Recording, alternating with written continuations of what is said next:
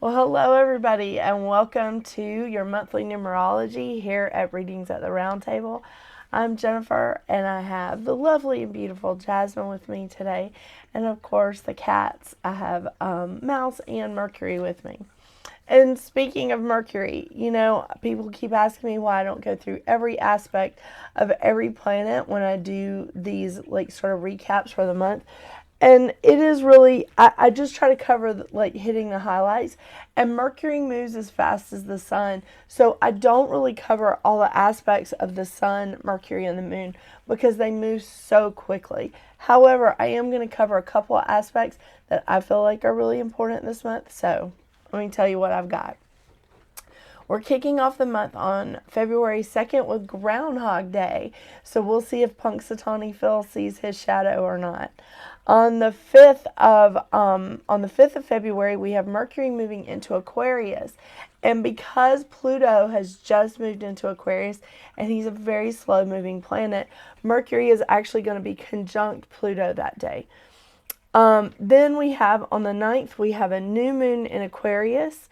On the 10th, we have the Lunar New Year. Some will call it the Chinese New Year, but it's the Lunar New Year, and it's the year of the dragon, and I'm loving that.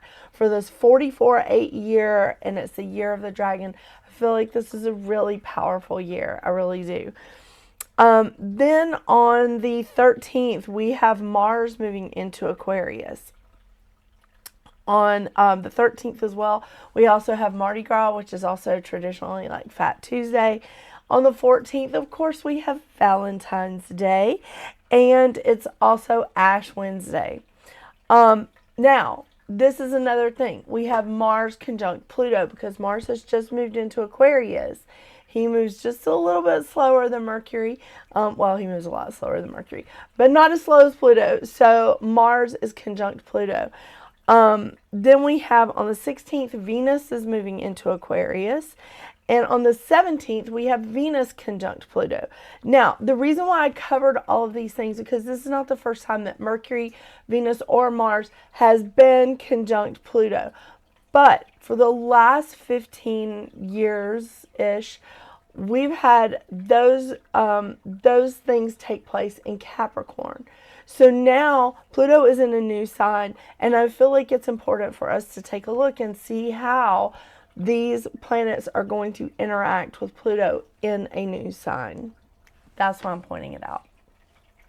Okay, so the 17th, Venus is conjunct Pluto. On the 18th, we have the Sun moving into Pisces. All right, Pisces season. On the 19th, we have President's Day, but that's only in the U.S. On the 22nd, we have Mars and Venus conjunct. So Mars and Venus meet up in Aquarius. On the 23rd, we have Mercury moving into Pisces. On the 24th, we have a full moon in Virgo, which hits its peak at 7:30 a.m. And on the 29th, there is a 29th this year. We have Leap Day. One of my friends is actually getting married on Leap Day this year. It's very exciting, very exciting. So here at the end of February, we are going to have three planets and South Node in air. So we have Pluto, Venus, and Mars in Aquarius, and South Node in Libra.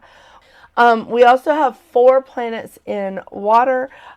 Mercury, the Sun, Saturn, and Neptune. We have North Node in Aries, so we have 1 in fire. It's not exactly a planet. But we have 2 in Earth. We have Jupiter and Uranus in Taurus.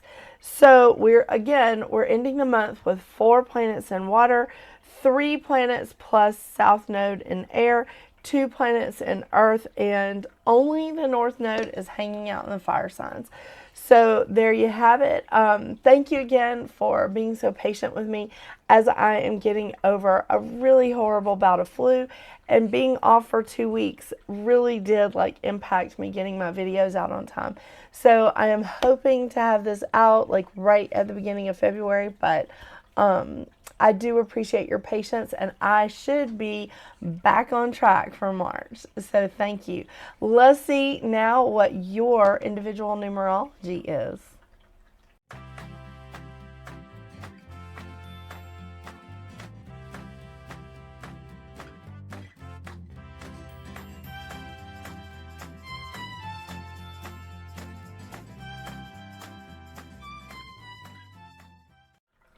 Hello, Life Path 6.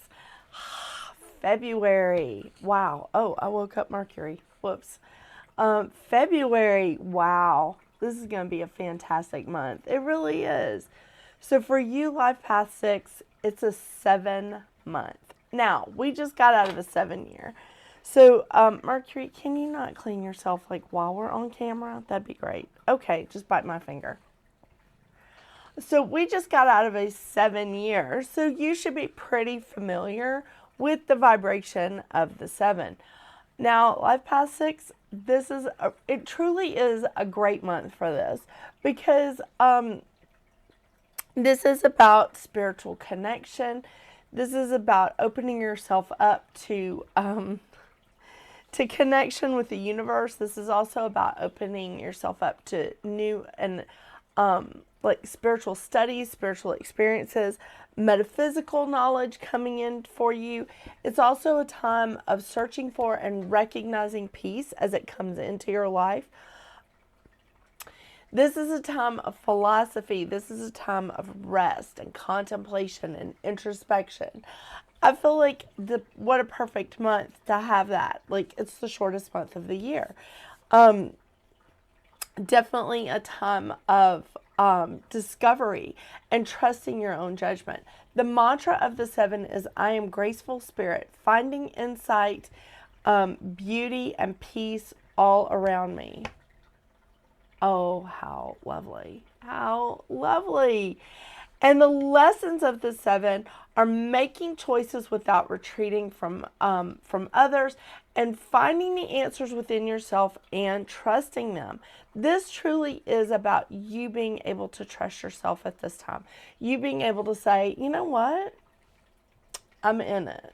I'm in it. I'm just going to say, okay, win, lose, or draw, this is where we are. So I really do think that this is a wonderful time. I think this is a wonderful time for you, Life Path 6, because you are so all about harmony and balance and family, community, friendships. And I love that. I love that you want to be a teacher and a counselor and a friend to everyone.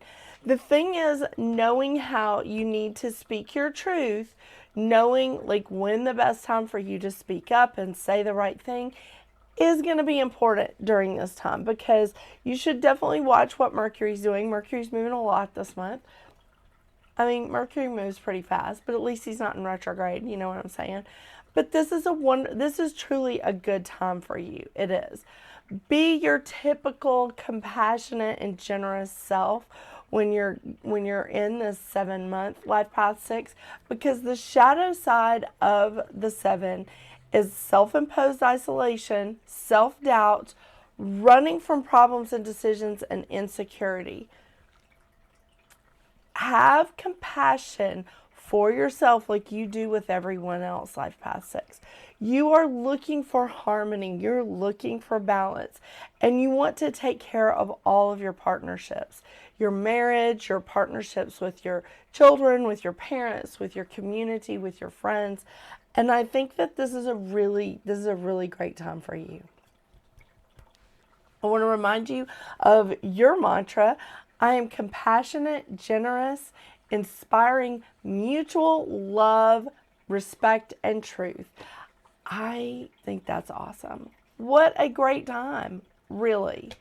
I'm so excited for this year. I really am, because it's a 44-8 year, and we're entering the year of the dragon on February 10th. So awesome. It really is. So, I'm going to dust some of the cat hair off of my desk and pull some cards for you. Remember, like, some of your shadow sides is learning to be alone without feeling lonely, not taking on extra responsibility. You can be compassionate and you can help other people, but you do not have to take on extra responsibility. You don't have to take on their responsibility. Okay. Let's see what we got for you today. I think this is such a great time. I really do. I mean, just getting out of a 7-year and hopping into a 7-month, this should be pretty good. Oh yeah, I should tell you. I am pulling from the usual cards, the Goddess Guidance Oracle card deck, and the Healing Oracle Crystal reading cards. I've been taking breaks like all day as I've been recording, and my voice is at a good 95%-ish. Oh, okay. The first card I pull is, I think I'm saying this right, Rachelle, Medicine Woman. Wow, that's freaking awesome.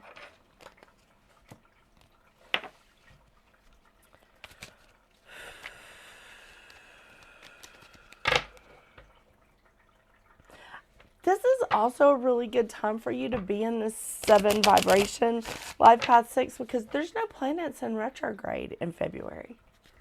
None.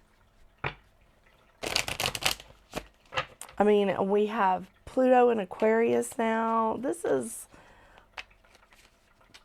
going to be a really interesting time.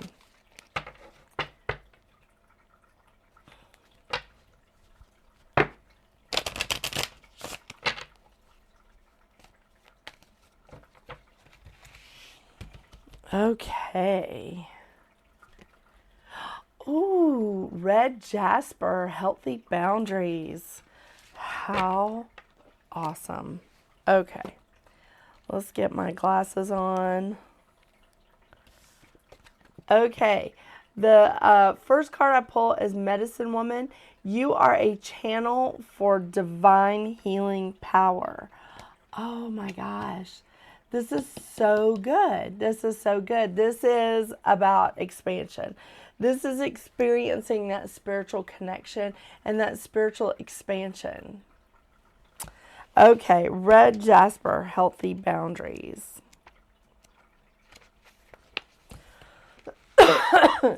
I'm so sorry. I really am like trying to edit out all the coughing. Okay.